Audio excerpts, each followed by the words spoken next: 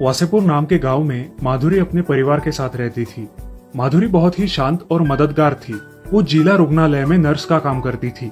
उसके प्यारे स्वभाव और मधुर वाणी से मरीज भी जल्दी ठीक हो जाते थे। माधुरी को एक बच्ची थी जिसका नाम था मान्या। वो भी बहुत समझदार थी। माधुरी का पति प्राइवेट कंपनी में जॉब करता था। वे दोनों भी अपने अपने काम में बहुत खुश थे। एक दिन माधुरी का पति रमेश अपने घर पर मायूस होकर आता है। क्या हुआ? आप बड़ी चिंता में लग रहे हो। हाँ माधुरी, हमारे ऑफिस में से आधे लोगों को काम से निकालने की सोच रहे हैं। मगर ऐसा क्या हो गया कि वर्कर्स को काम से ही निकाल रहे हैं? अरे वो आर्थिक मंदी भी शुरू है, इसीलिए शायद। ठीक है, देखते हैं। अगले दिन माधुरी हॉस्पिटल में जाकर अपना काम करती है। तभी सभी नर्स और डॉक्टर के स्टाफ को एक महत्वपूर्ण नोटिस आती है। डॉक्टर अपने सभी स्टाफ को अपने केबिन में बुलाकर नोटिस पढ़ता है। सभी नर्स और डॉक्टरों को आज से दिन रात काम करना पड़ेगा। क्यों सर, क्या हुआ है? हमारे देश पर बहुत बड़ा संकट आने वाला है जिसका नाम है कोरोना। इस महामारी को रोकने के लिए हमें दिन रात मेहनत करनी है। क्या आप सब तैयार है? हाँ सर, हम तैयार हैं। हमें पहले आइसोलेशन वार्ड अलग से तैयार करना पड़ेगा। कोरोना मरीजों के टेस्ट के लिए ज्यादा किट मंगवा लो और ज्यादा से ज्यादा बेड तैयार करवा लो। सारे स्टाफ को अलग से मास्क, हैंड ग्लोव्स और सैनिटाइजर्स मुझे आज के आज चाहिए। हाँ सर, सब मिल जाएगा। हम आज से ही काम पर लग जाते हैं। ठीक है, हमें हमारा भी उतना ही ख्याल रखना होगा क्योंकि ये महामारी छूने से फैलती है। इसीलिए पेशेंट का ख्याल रखते वक्त हमें हमारा भी ख्याल रखना है। हाँ सर। एक दिन हॉस्पिटल में एक पेशेंट आया जिसे सांस लेने में दिक्कत आ रही थी।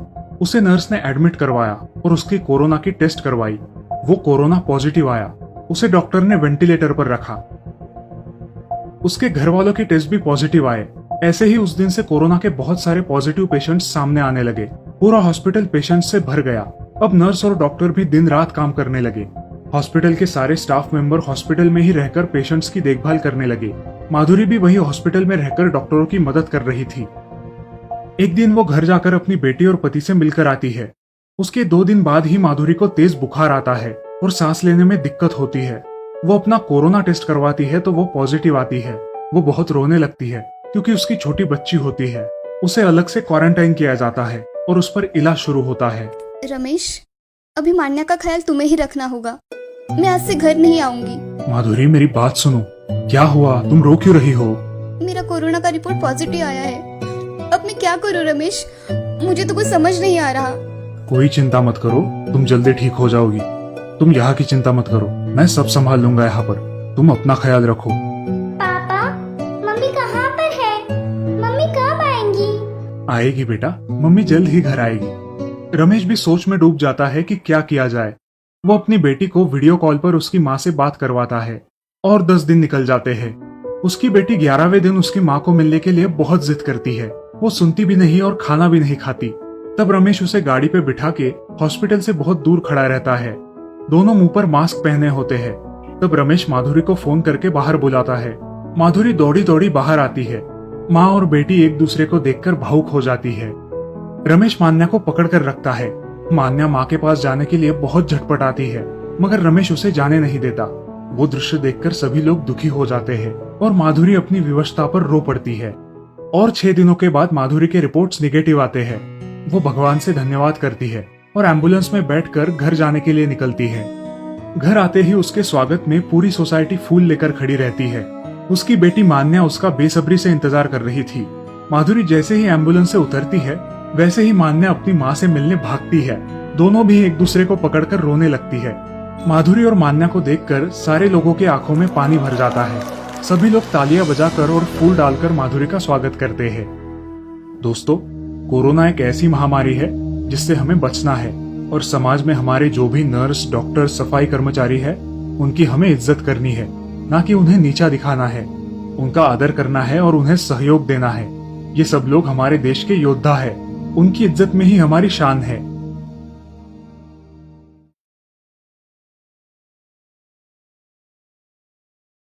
किरण ने अपनी कॉलेज की पढ़ाई पूरी की थी लेकिन वो अपने आप से बहुत नाराज रहता था। उसे ऐसा लगता था कि वो दुनिया का सबसे बदकिस्मत इंसान है। उसकी जिंदगी में कुछ भी सही नहीं हो रहा और उससे बस गलतियां ही गलतियां होती रहती है। एक दिन उर्मी ने देखा कि ऐसे ही बेचैनी में आकर किरण बहुत सारी नोटबुक पर कलम घसीटी करके उन्हें खराब कर रहा है। किरण, ये लो और एक नोटबुक। किरण अचरज से उर्मी को देखता है। हाँ, इसे भी खराब करो, शायद तुम्हें तसल्ली मिले। उर्मी की बात सुन के किरण चिढ़ जाता है। ये क्या है दीदी, मैं यहाँ टेंशन में हूँ और आप मजाक कर रही है। उर्मी किरण के पास जाती है और उसे प्यार से समझाने की कोशिश करती है। किरण, अपनी गलतियों से सीखो और आगे बढ़ो। हाँ दीदी, मैं कोशिश तो करता हूँ, लेकिन बार बार मुझे मेरी पुरानी गलतियाँ याद आती है और फिर मेरा मन उठ जाता है। इट्स ओके, कल अच्छे से इंटरव्यू देना, पिछली गलतियां मत दोहराना। देखना, ये जॉब तुम्हें ही मिलेगी। चलो अब सो जाओ, गुड नाइट। किरण ने अपने जिंदगी में बहुत गलतियां की थी, जैसे गलत दोस्त चुनना, गलत लोगों के बहकावे में आकर खुद का नुकसान कर लेना, गलत करियर चुनना। दूसरे दिन किरण अपनी स्वर्गवासी माता पिता की तस्वीर को प्रणाम करके नए जॉब इंटरव्यू के लिए निकलता है। तभी उर्मी दही शक्कर लेके वहां आती है। किरण, लो दही शक्कर। थैंक यू दीदी। All the best, good news लेके घर आना। पता नहीं ये बैड लक मेरा कब साथ छोड़ेगा। लाइफ में सब गलत हो रहा है। काश मैंने पिताजी की बात मान ली होती और कॉमर्स के बजाय इंजीनियरिंग लिया होता, आज मेरा करियर बन जाता।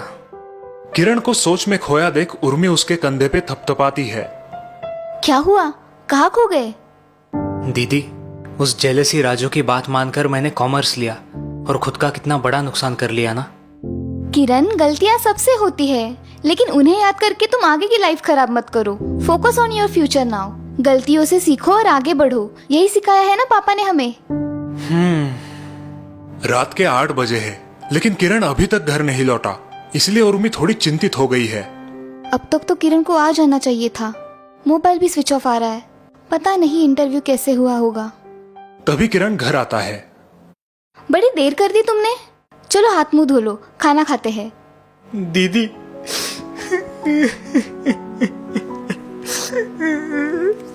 किरण अपने आप को कंट्रोल नहीं कर पाता और रो पड़ता है। लगता है सिलेक्शन नहीं हुआ है।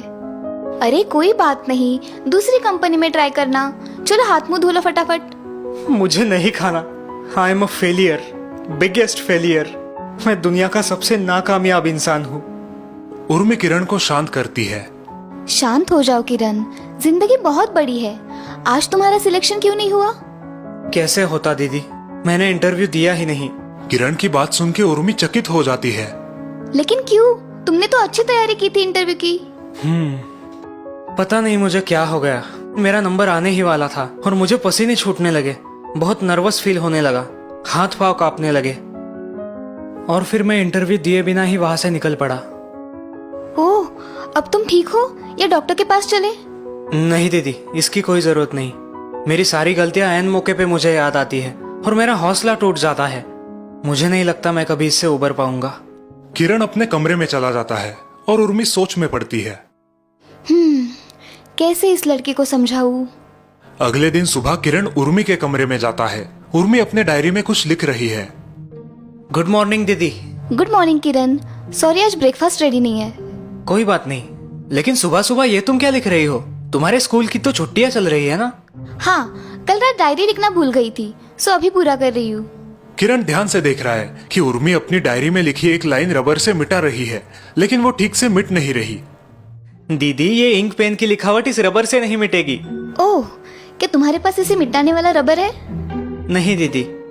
किरण की ना सुनते ही उर्मी फिर से उन लाइंस को और जोर जोर से घिसने लगती है, लेकिन कुछ फायदा नहीं होता। दीदी, आपके डायरी का पन्ना गंदा हो रहा है, ये लाइंस नहीं मिटेगी। अरे नहीं, मिटेगी, तुम देखना। उर्मी अब थोड़ा सा पानी उस पन्ने पर डालती है और अपनी उंगली से लाइन को घिस के मिटाने की कोशिश करती है। लाइन तो मिटती नहीं, लेकिन पन्ना खराब हो जाता है। किरण उर्मी की हरकतें अचरज से देख रहा है।